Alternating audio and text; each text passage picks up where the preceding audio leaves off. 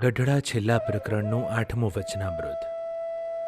પછી શ્રીજી મહારાજે મુનિમંડળને પ્રશ્ન પૂછ્યો છે, ભગવાનનો ભક્ત હોય તેને એવો કયો ઉપાય છે જેણે કરીને સદા સુખી રહેવાય?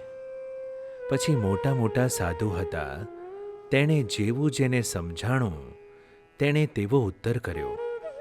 પછી શ્રીજી મહારાજ બોલ્યા છે, એનો ઉત્તર તો એમ છે જે ભગવાનના ભક્તને એક તો દ્રઢ વૈરાગ્ય હોય અને બીજો અતિશય સ્વધર્મ હોય, અને જેણે એ બે સાધને કરીને સર્વ ઇન્દ્રિયોને જીતીને પોતાને વશ કર્યા હોય, અને જેને ભગવાન ને ભગવાનના ભક્તને વિશે અતિશય પ્રીતિ હોય, અને જેને ભગવાન ને ભગવાનના ભક્તને વિશે અતિશય મિત્રભાવ વર્તતો હોય, અને જે કોઈ દિવસ ભગવાન કે ભગવાનના ભક્ત થકી ઉદાસ થાય નહીં, અને જે ભગવાન ને ભગવાનના ભક્તને સંગે જ રાજી રહે, પણ કોઈ વિમુખ જીવની સોબત ગમે નહીં, એવા જે હરિભક્તના લક્ષણ હોય, તે આ લોકને વિશે તથા પરલોકને વિશે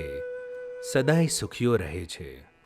અને વૈરાગ્યને સ્વધર્મ તેણે કરીને જેણે પોતાના ઇન્દ્રિયોને વશ ન કર્યા હોય, તો તે ભગવાન તથા ભગવાનના ભક્તને સંગે રહ્યો થકો પણ દુખીઓ રહે છે. શા માટે?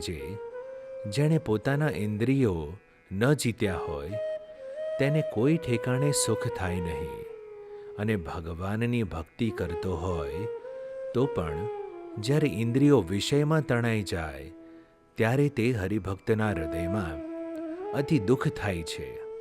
માટે સર્વે પોતાના ઇન્દ્રિયોને જીતીને વશ કરે તે જ સદા સુખીઓ રહે છે. અને જેણે સર્વે ઇન્દ્રિયોને જીતીને વશ કર્યા હોય તેને જ વૈરાગ્યવાન ને ધર્મવાળો જાણવો. પણ જેના ઇન્દ્રિયો વશ ન થયા હોય તેને વૈરાગ્યવાન ને ધર્મવાળો ન જાણવો.